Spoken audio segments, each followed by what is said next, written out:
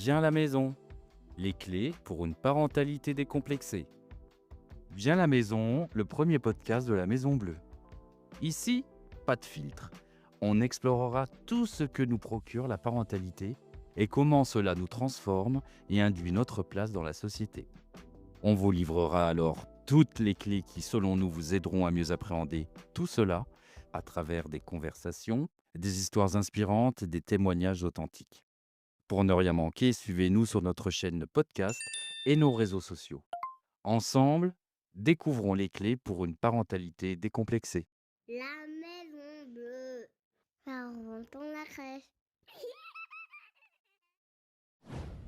Bonjour à toutes et à tous et bienvenue dans ce nouveau numéro de Viens à la maison. Aujourd'hui, je suis en compagnie de Marie, qui est éducatrice de jeunes enfants. Bonjour Marie, Bonjour, comment vas-tu? ça va super. C'est chouette, on va pouvoir commencer notre entretien. Le but de cet échange, c'est de parler de ton parcours, parce que tu as un parcours assez particulier, et puis nous parler aussi de tes missions au sein de la structure en tant qu'éducatrice de jeunes enfants, de l'accompagnement des familles, des projets mis en place, et puis on peut évoquer aussi plein d'autres sujets qui viendront peut-être comme ça au débeauté en fonction de nos échanges. Alors, on va commencer par le tout début, de nous raconter ton parcours professionnel. Mais avant, pourquoi tu t'es dirigé dans la petite enfance? Est-ce que c'était une réflexion, mûrement réfléchie ou ça a été, voilà, un jour, un événement qui a fait que, tiens, la petite enfance, ça m'intéresserait? Oui, en fait, un jour, un événement a dû Oui. de plein de choses. Effectivement, un parcours un peu atypique, je sais pas, mais en tout cas, avec une reconversion professionnelle. Ça, c'est vrai que c'est important de le souligner. Très bien. C'est un parcours atypique. J'ai travaillé 7-8 ans dans le cinéma, en tant que Ouais. régisseuse et assistante réalisatrice, donc effectivement, au premier abord, rien à voir Mmh. et en fait, si. Voilà, si, il y a du lien. J'ai fait un bilan de compétences qui m'a aidée justement à mettre un peu en lumière, ce que j'avais appris durant toutes ces années Oui. et en faisant du lien aussi avec d'autres affinités qui étaient toujours là, à savoir notamment la transmission à l'autre, l'accompagnement à l'autre. Voilà, c'est quelque chose qui est vraiment ressenti de façon très forte et en faisant mes petites recherches, toute seule, et bien, j'ai découvert le milieu de la petite enfance.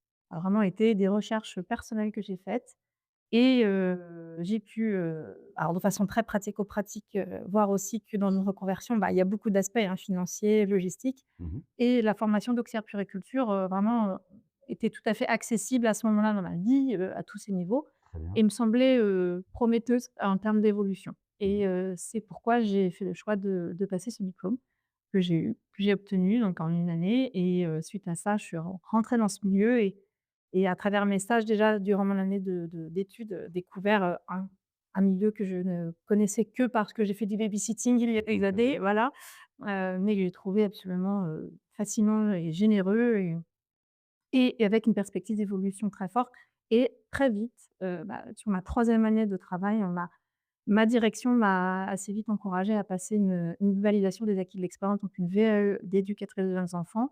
J'ai eu des soutiens vraiment divers et je me suis lancée, et je l'ai eu du premier coup et depuis, je suis donc éducatrice de jeunes enfants, depuis du coup maintenant 6 ans presque. Ça va faire 10 ans que je travaille dans ce milieu. Voilà. Très bien. Très riche parcours en tout cas. Alors, tu es, dans une crèche, où vous accueillez un certain nombre d'enfants. On peut dire que c'est une grande crèche, hein, C'est une grande crèche. et alors toi, au quotidien, tes missions, auprès des équipes, tout d'abord, les liens que tu peux avoir avec, la direction et aussi, les liens que tu as quotidiennement avec les familles. Comment, tu peux nous expliquer, de façon simple, justement, ces 3 pôles? Je sais qu'on pourrait prendre plus de temps pour évoquer, hein, parce que c'est passionnant, mais au moins donner des informations déjà pour ceux qui nous écoutent, qui connaissent pas forcément le milieu de la petite enfance, qui connaissent pas le parcours ou la formation d'éducateur de jeunes enfants ou d'éducatrice de jeunes enfants. Oui, c'est vrai qu'on est vraiment à un poste où on vient, au carrefour, à la jonction entre la direction et les équipes. Donc on fait vraiment ce lien d'information, de relater ce qui peut se passer, de qu'est-ce qu'on met en place, voilà, comment on fait vivre l'équipe, son bien-être, celui des enfants via l'équipe, et puis, tout ce qui est toute la direction, tout ce qu'elle peut nous apporter aussi à son niveau, donc ça, c'est très important. Mmh. Des accompagnements très réguliers auprès des équipes, autour de réunions, vraiment régulières. Nous, on y tient, en tout cas dans cette structure, c'est quelque chose de très présent. Absolument. À la fois pour parler des projets, donc le coach, parce que j'aime un peu le côté fun, mais oui, il faut parler de tout ça et quelque chose qui est très, très présent aussi dans cette structure et qui fait beaucoup de bien et à l'équipe, et bien aux enfants, mais je pense surtout à l'équipe quand même. Mmh. Et aussi, bah, parfois des sujets beaucoup plus, parfois compliqués ou que ce soit au niveau de, bah, tel enfant, ça nous questionne, tel enfant mort, qu'est-ce qu'on peut faire? Voilà, qu'on puisse recueillir aussi les émotions de chacune, et du travail fait auprès des enfants qui est pas toujours de tout repos, qui on est des êtres humains et on accompagne de petits êtres humains, donc on est gorgé d'émotions sans cesse. Il faut savoir aussi pouvoir déposer, je pense, tout ça auprès Oui. de l'éducatrice, de la direction. On fait partie de ça aussi dans nos missions, je pense que c'est très important pour pouvoir continuer. Et puis, bah, évidemment, auprès des enfants, après, ça va être les accompagner dans leur développement, les voir, grandir, heu, comment, mettre en place, bah, tout ce qu'il leur faut pour, bah, se sentir bien et Oui. accueillis et à travers eux, effectivement, accompagner leur histoire en individuel, c'est ce qui est peut-être un peu difficile et à la fois passionnant, mais avec les parents, que chaque parent, chaque enfant arrive avec son histoire et Mmh. on accueille un peu tout ça. Alors on découvre aussi des fois, voilà, il y a jamais 2 enfants évidemment pareils et c'est ça qui fait la beauté de ce métier et que, bah, chaque enfant a son individualité et on les accompagne, la vivant. Donc voilà, c'est ce qui fait tout l'éventail, très riche d'une éducatrice de jeunes enfants terrain, c'est qu'elle vient, terrain ou pas terrain parce qu'on a aussi un pied plutôt quand même aussi près de la direction, donc un pont entre les 2 et qui est passionnant à mon sens.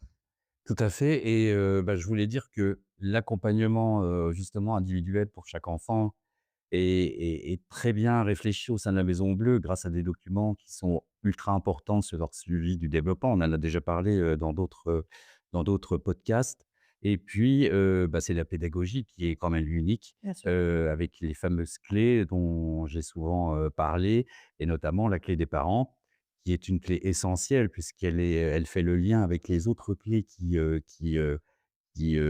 fonctionne comme un rouage là parfaitement, en marche et pour que justement on puisse, intégrer les familles, dans les projets, dans les activités et les familles ne sont pas là juste pour déposer leur enfant le matin et qu'une équipe, puisse faire des activités et autres, au sein de la structure, mais également les impliquer pleinement dans l'histoire de cette structure et qu'ils puissent avoir des informations concrètes.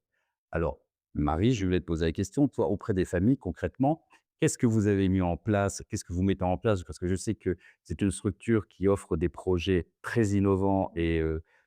et très riches chaque année et franchement, ça, il faut le signaler parce que c'est vraiment exceptionnel. C'est toujours très réfléchi et mis en avant et ben, comment vous, entrez en contact avec ces familles, les inviter, les impliquer dans des projets ou pour, d'autres moments, de vie de la crèche? Oui, là, je ce que j'entends dans la question, il y a quand même 2 choses. Oui, C'est l'accompagnement au quotidien sur effectivement recueillir, bah, des fois des questionnements. Alors c'est des fois entre 2 couloirs, c'est assez oui, rigolo, hein, mais ça peut. oui, tout à fait. Des fois on observe juste que c'est arrivé récemment, qu'en temps de transmission le matin, bah, on sent qu'il y a quelque chose qui est pas déposé et puis que peut-être ça vaut le coup Mmh. de proposer aux parents un entretien, dans un contexte où justement il y a plus d'intimité et où on peut échanger, pas au-dessus de la côte des enfants, pas au-dessus des professionnels Ouais. et je trouve qu'ici on arrive à le faire plutôt bien. On Mmh. a souvent des bons retours des parents qui apprécient qu'on vienne aussi les chercher des fois, quand on sent que quelque chose peut être dit, et de le dire au bon endroit. Donc ça, c'est plutôt dans le quotidien, Oui, donc c'est très variable évidemment. bien sûr.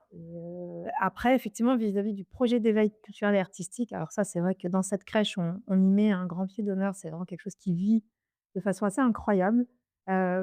Récemment, on a pu proposer un petit déjeuner café par an, Oui. pour justement alors parce qu'on leur tease un petit peu régulièrement: «Alors vous savez, vos enfants, ils ont fait ça, on a mis en place ça». Ils voient dans la cage d'escalier, des choses émerger et ils sont fascinés. On a à cœur de mettre beaucoup de photos parce que, bah, on passe quand même beaucoup, beaucoup de temps avec leurs enfants et je trouve que c'est voilà, c'est important de pouvoir leur retransmettre tout ça de multiples façons et là, on les a invités à rentrer, voilà et c'est vrai que c'est quelque chose qui s'est excessivement bien passé et qui fait partie aussi bah, d'une autre facette de l'accompagnement à la parentalité, c'est leur laisser cette place aussi, de vivre avec leurs enfants ce qu'ils peuvent faire au quotidien ici. Très bien. Voilà. Et tes actions, alors j'en reviens sur le côté, avec les professionnels, Oui. parce que, en étant éducatrice de jeunes enfants, c'est aussi porter malgré tout les équipes pour les embarquer, dans une histoire, dans un projet, dans des moments comme ça qui peuvent changer, la vision qu'on a des crèches. Comment tu fais toi pour justement, porter toute une équipe? Parce que des fois, il y a des professionnels, il faut pas se leurrer, elles y voient pas forcément l'intérêt, mais elles ne le comprennent pas peut-être ou elles n'ont pas envie. Donc, il faut toujours ce lien quand même qui soit très serré, les uns avec les autres ou les unes avec les autres. Alors toi, comment, tu peux, justement dire aux professionnels: «Bah, ça c'est chouette, on va pouvoir le faire ensemble»? Ah, alors c'est de la préparation. Je pense qu'on n'arrive pas comme ça avec nos gros sabots en disant: «Regardez, on va faire ça». Ça se prépare, Mmh. ça s'anticipe, ça se discute en de façon collégiale, Très bien. avec la direction, bah, ça peut on peut même inclure le psychologue, hein, pour X raison. C'est pas forcément le cas sur ce projet, mais ça pourrait. Oui. Voilà, on va être déjà avec mes pairs aussi, parce que je travaille avec d'autres éducatrices de jeunes enfants dans la structure, donc c'est important de le souligner, mais évidemment qu'on va pouvoir aussi, mettre en commun un peu tout ça et puis, mmh, je trouve, là, ça fait 2 ans qu'on fonctionne comme ça et c'est quelque chose qui nous plaît beaucoup. C'est de partir donc d'une idée de projet d'éveil culturel et artistique et de l'étirer sur un an. On l'a fait avec les Jeux olympiques l'année dernière. Ouais, Ça a été un vrai succès, c'est en vrai. termes d'émulsion et on est reparti sur cette même, énergie cette année.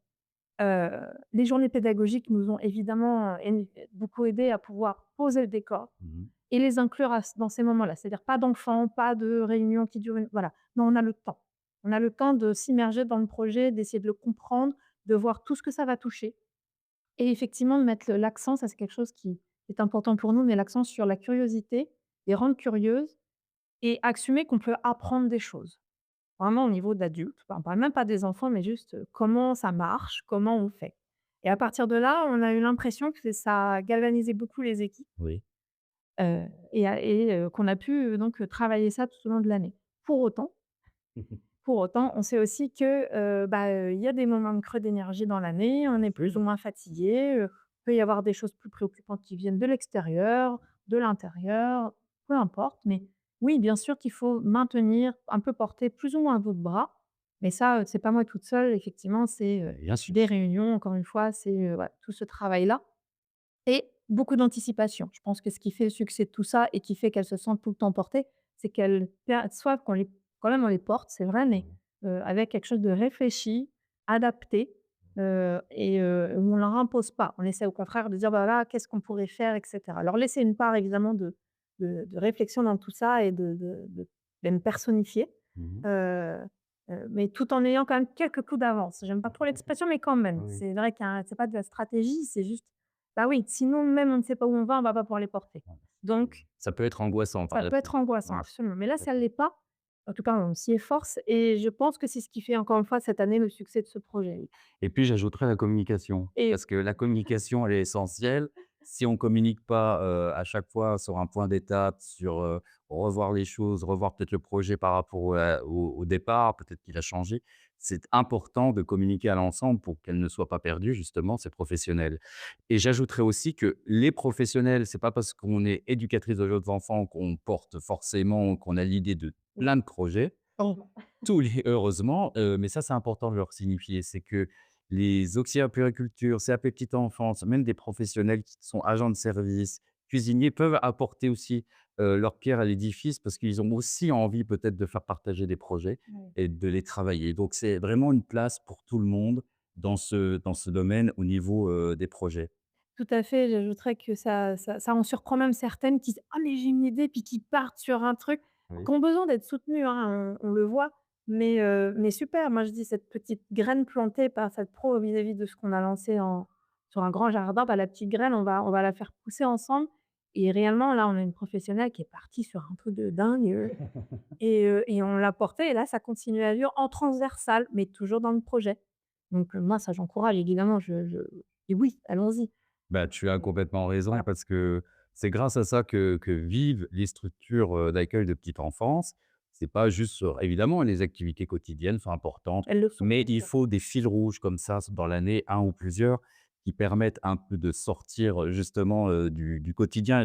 je ne voudrais pas dire routine parce que j'aime pas trop ce mot, mais en tout cas pour l'enrichir et ça c'est primordial et c'est bien ressenti aussi pour les familles parce qu'ils se Tout à fait. disent, il y a de la réflexion, il y a des choses un peu nouvelles et tiens, c'est intéressant et surtout, je ne pensais pas que mon enfant Et allait s'intéresser à tout à ce fait. projet-là ou allait y participer. Donc on découvre aussi, des compétences. Et puis, ouais, c'est un petit peu remettre le métier sur quelque chose qui est moins, quotidien, voilà, oui, comme ça a été dit, enfin, non, on ne fait pas tous les jours la même chose, même si on a Mmh. un déroulement de journée évidemment très, très bordé. Mais, ça, c'est dans l'intérêt de l'enfant et de ses repères. Mais Bien s sûr. à l'intérieur, on peut faire plein de choses. Et c'est montrer cette diversité et ces capacités-là qui font qu'effectivement, j'espère vraiment que ces familles qui voient ce projet cette année, vivre, ressortiront de là en se disant: «Bah, voilà, c'est pas que, pardon des guillemets, du gardinage», Oui, ouais, l'image qu'on peut parfois peut-être un petit bien peu, sûr. malheureusement à nos dépens, rejeter et c'est moi je veux pas, enfin clairement Mmh. ici je pense qu'on a à cœur ça aussi et les pros aussi. Bon, bah, merci beaucoup Marie. Nous faisons une petite pause et on se retrouve juste après ça. Envie d'un métier qui compte vraiment? À la Maison Bleue, on accompagne les tout petits avec cœur et conviction et on cherche des pros de la petite enfance partout en France. Alors, partons pour l'aventure? Rendez-vous sur lamaisonbleue.fr. Nous sommes de retour, pour, ce podcast dédié à Marie et au métier, d'éducatrice de jeunes enfants. Alors, Marie, tu m'as évoqué beaucoup de choses, ce que tu travaillais, et ce que tu faisais au sein de la structure. Le travail en équipe, les relations avec la direction, les relations avec les familles, c'est, palpitant en tout cas et je te remercie encore pour cet enthousiasme que tu nous laisses, transmettre. Je voulais là évoquer avec toi plutôt ton rôle d'éducatrice de jeunes enfants purs. Bah, depuis que tu as fait ta BAE, tu as vu un changement forcément avec par rapport à un rôle d'auxiliaire de puériculture et qu'est-ce qui te motive énormément en tout premier dans ce métier d'éducatrice de jeunes enfants, pardon? Et après, on parlera justement ce que tu pourrais conseiller pour des personnes qui nous écoutent sur, peut-être l'envie de faire ce parcours d'éducateur ou d'éducatrice de jeunes enfants ou qui y sont déjà, mais qui n'ont peut-être pas vécu, autant de choses, j'allais dire, palpitantes, de ce que tu as pu nous partager tout à l'heure. Bah, je dois dire que c'est alors moi je viens d'un milieu créatif, hein, je l'ai dit, du Oui. cinéma, Mmh. donc ça touche ça, donc c'est quelque chose qui m'est personnellement très important et qui me fait beaucoup vibrer et en fait, je le retrouve dans ce métier. Mais j'entends, on n'a pas besoin d'être créatif, ou de savoir faire des petites choses de ses mains, bien dessinées pour être, épanoui, je pense, dans ce métier. Je veux juste dire à travers ça que, mine de rien, moi, ça me porte, mais ça porte sur, mener quelque chose, voilà. Plus largement, mener un projet et faire vivre, moi, ça me fait vraiment lever le matin parce que ça touche plein de choses. Mmh. L'équipe, l'épanouissement des enfants, l'épanouissement des équipes, le lien avec la direction, faire du lien avec la bibliothèque qu'on a, pas loin, faire Mmh. du lien avec une expo. Enfin voilà, on arrive, je moi, ça me fait vraiment vibrer Ouais. et c'est ce qui fait que à côté de ça, tout le reste roule. Je prends un plaisir à travailler mes déroulements de journée pour y faire vivre justement tout ça. Pour moi, c'est le squelette le plus une des choses les plus importantes du travail d'éduc, c'est de vraiment mener ces journées, heu, où on sait que chacune va trouver effectivement sa place et se sentir bien et que toute dérive sera encadrée et vraiment ça, moi, je j'y mets un point d'honneur. Voilà, porter ce côté très culturel, Oui, et pas infantilisant, moi, c'est quelque chose qui m'est important. c'est Vraiment, important. j'insiste là-dessus, mais Mmh. et moi, ça, c'est vraiment une des choses qui me fait le plus vibrer et ça m'aide à justement, dans cette structure très carrée de l'accompagnement qu'on a, à avoir ces soupapes-là, hyper, Mmh. galvanisantes, encore une fois, très porteuses d'idées et sans cesse.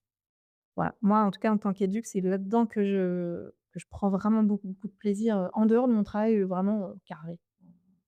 Très bien et moi j'ai envie d'évoquer le fait, que désormais une éducatrice de jeunes enfants ou un éducateur de jeunes enfants peut prendre une direction de crèche, tout de suite après, sa formation. Oui. Toi, tu aurais pu le faire également, j'imagine, mais tu as choisi, toujours ce positionnement terrain. Tu peux nous dire pourquoi? Oui, tout à fait. Je vais être très franche, je pense qu'il faut effectivement passer par ces années terrain avant Oui. de prétendre à passer à la direction, d'une crèche ou en adjointe. Parce que, bah, c'est avant tout notre terreau de réflexion et de travail, c'est quand même ce terrain. Mmh. Et je pense que ne pas avoir compris comment fonctionnait, bah, toute une crèche, c'est-à-dire de l'agent d'entretien à, ses missions, celle de la cuisinière quand on a la chance d'en avoir une, d'une auxiliaire de puériculture, de la direction, je ne vois pas comment on peut, à mon sens, porter une équipe, à la direction, si on n'a pas vraiment conscience de tout ce qui se joue Mmh. sur le terrain et de comment tout fonctionne. Et puis aussi, évidemment, de l'accompagnement des enfants, des enjeux qui se passent dans chaque unité. Et je pense qu'une fois qu'on a, et on n'a jamais fini, mais il y a quand même un moment où on se dit: «Tiens, là, je me sens avec des bons bagages, bien solides, je me sens de passer effectivement dans une évolution professionnelle où on va être un peu sur un peu plus bureau, mais un petit peu sur une autre transversalité très Oui, intéressante». Là, j'ai pu, un petit peu avoir un avant-goût, pendant 6 mois en étant en relais de direction, en oui. l'absence de la directrice adjointe qui était en congé maternité et effectivement ça m'a semblé une évidence à ce moment-là de ma vie, mais parce que, bah, j'ai effectivement 9 ans d'expérience maintenant. Bien sûr. Je n'aurais jamais dit ça, Mmh. il y a, 5 ans, bah, Mmh. même s il y a 5 ans. C'est vraiment très récent que j'arrive à me dire: «Ouais, c'est intéressant de pouvoir avoir une perspective d'évolution». Donc j'encourage vraiment, réellement, hein, toutes les éducatrices, jeunement diplômées, mais faites-vous la main sur le terrain, voyez comment les choses fonctionnent, voyez comment les personnalités des professionnels sont, parce qu'on joue sans arrêt avec ça aussi. Bien Il faut sûr, apprendre un petit peu à connaître tous les éventails c'est vrai. de professionnels qu'on peut accueillir, donc sans ça, on ne peut pas, je pense, faire de enfin, être à la direction qu'on a donné. Enfin moi, c'est mon avis. Oui, et ou bien on se concentrera, c'est difficile quand on commence un poste de direction. Ce qui est pour moi, je respecte complètement les choix de chacun, hein, ça c'est évident puisque c'est possible donc Bien sûr. je le respecte complètement.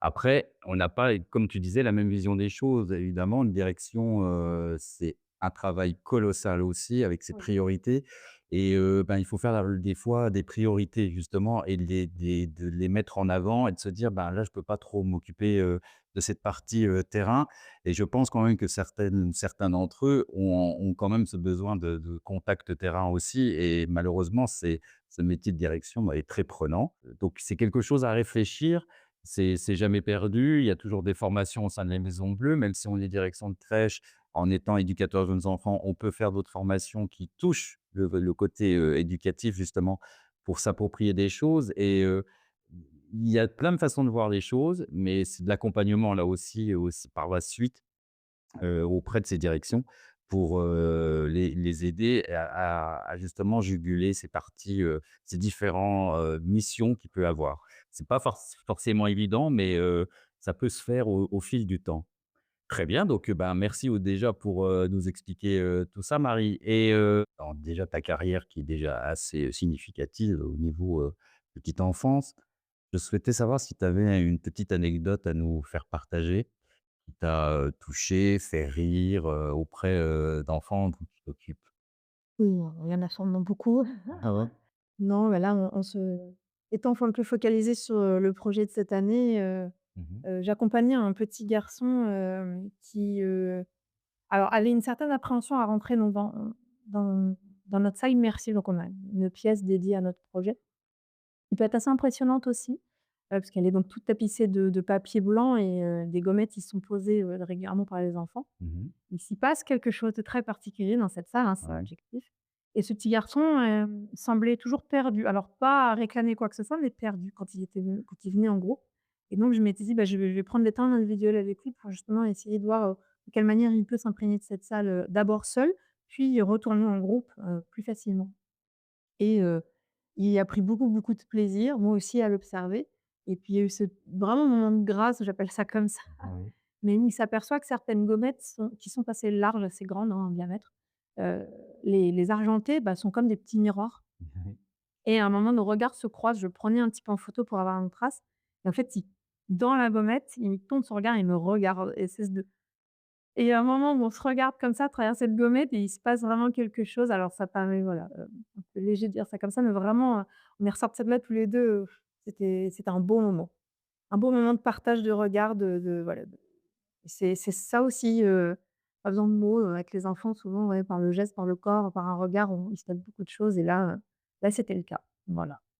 Un petit moment un peu solennel, que je partage, mais Ben, c'est un beau moment, en tout cas, on sent l'émotion et je peux la comprendre cette émotion, pardon, parce que, bah, c'est tous ces petits riens qui paraissent, justement anodins au quotidien et c'est tellement Non. important, pour les professionnels parce que ça permet de mieux comprendre peut-être aussi, l'attente de l'enfant, de ses besoins, de ses envies. C'est grâce à ces observations-là et à ces anecdotes, j'insiste sur le mot anecdote, qu'on doit vraiment transmettre aux familles, quasi quotidiennement. C'est des petits instants comme ça qui sont tellement riches et qui font tellement plaisir aux familles parce qu'ils ont besoin de ça aussi, d'avoir, des petites choses qui sortent du quotidien et ça paraît, je le rappelle, anodin, mais tellement important. Encore, 2 petites questions, Marie. Je voulais savoir, toi, parler un peu alors pas de ton enfance, on ne va pas rentrer dans les détails, hein, c'est très personnel. Mais toi, est-ce que toi, tu as un souvenir quand tu étais toute petite? Est-ce que tu as déjà été en crèche, par exemple, dans une structure d'accueil ou pas du tout? Quel souvenir tu garderais, toi, quand tu étais toute petite, d'un petit plaisir que tu aurais eu, quand tu étais petite? Alors j'ai été en crèche et Ouais. alors j'étais en crèche d'hôpital, Oui, voilà, hospitalisée. c'est-à-dire, parce que les parents travaillaient dans un hôpital, on n'a pas vraiment de fonction, donc c'était très pratique si on était Oui, au-dessus. sur place. Et puis on a fait avec ma sœur, on a été aussi à comment on dit? La garderie, je crois qu'on était même, Mmh. notre primaire. Ouais. Donc c'est vraiment des lieux, qui se côtoyaient, beaucoup. Donc ça, j'ai pas de souvenir de la crèche, mais j'ai des souvenirs de la garderie. Et si, alors on disait moi, ça c'est mes parents qui m'ont toujours dit, ça me fait rire. Toutes les pros disaient: «Ah ma Marie, elle mange proprement et elle mange». C'était le truc. Non, mais non, il y a pas que ça qui est ressorti, mais ça Bien peut-être parce sûr. qu'il y a des photos argentiques en plus, je parle d'un temps. Ah oui. Mais où effectivement, on a tous des têtes, des grandes tablées. Enfin, on se dit qu'il y a eu une époque incroyable aussi, mais bon, Oui. voilà. Donc ça m'amuse d'y repenser et non, j'ai plus de c'est drôle, j'ai des souvenirs de temps de sieste, à la garderie, j'avais pas envie et je comprends mieux, parfois je me rappelle de ça, même si c'est pas tout à fait le même âge, on est plus grande de tête, Bien mais sûr. quand même de dire et ces matelas posés dans une grande salle un peu de façon dispatchée et déjà de vouloir retrouver sa place. Toujours un peu ce truc de repère qui en fait, reste très longtemps et c'est des bons souvenirs, mais et de cet aménagement de l'espace aussi, on retrouvait toujours nos feutres en même endroit pour faire des dessins le matin, toujours ça et comme quoi tout ce que je retrouve là, bah, j'ai l'impression que ça fait résonner quelque chose Oui. que j'ai quand même vécu. Mmh. Alors, je me souviens pas de la cage, mais encore une fois, ouais, de quelque chose qui est quand même dans la continuité Oui. et dont je me souviens très, très bien pour le coup. Très bien, Et oui. qui me laisse de très bons souvenirs. Bah, merci pour ce partage, Marie. Et ma dernière question, ben, ce serait, la suivante. Si tu devais choisir un objet qui évoque pour toi la petite enfance ou l'enfance, un objet que tu aimes, ou qui représente vraiment, ce côté, de la petite enfance, ce serait lequel? Je sais pas si je suis très originale, mais je vais dire, le doudou. Bah, parce que j'ai encore mes 2 doudous, de quand j'étais petite et qui ont une histoire, enfin j'adore les regarder en me disant: «Ils ont traversé, Ouais. toutes ces années avec moi», j'adore voir leur trou, voilà et voilà, je trouve que c'est un bel objet que je suis contente d'avoir gardé, que mes parents m'aient permis de garder et qui racontent beaucoup dans leur regard à eux, Oui, c'est Toy vrai. Story dans ce que Non, non, mais c'est voilà vrai. et j'aime bien et ça me fait penser, quand j'ai fait, du babysitting pendant 8 ans avec les mêmes enfants, donc de la crèche jusqu'à la maternelle, jusqu'à la primaire, Mmh. une belle aventure humaine et parmi les petits jeux qu'il y avait à la maison, bah, il y avait le doudou d'un des parents et c'est beau, enfin ça me fait résonner ça, voilà, en tant qu'objet et les enfants, on prenait vraiment soin, on disait: «C'est notre papa», voilà. Je trouvais ça très, très beau. Très bien. Bon, écoute Marie, le temps de ce podcast se termine. Alors je voulais te remercier infiniment pour, ton accueil, ton aisance à évoquer plein de choses sur ton métier, ton grand enthousiasme.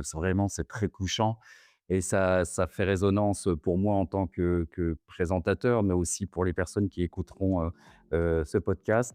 Merci beaucoup à notre invité du jour et merci à vous qui nous écoutez. Si cet échange vous a plu, n'hésitez pas à vous abonner, à laisser un avis et à le partager autour de vous. Pour continuer la discussion et découvrir encore plus de contenu sur la parentalité, retrouvez-nous sur nos réseaux sociaux ainsi que sur notre chaîne podcast Viens à la maison. On se retrouve très vite pour un nouvel épisode où vous découvrirez les clés pour une parentalité décomplexée.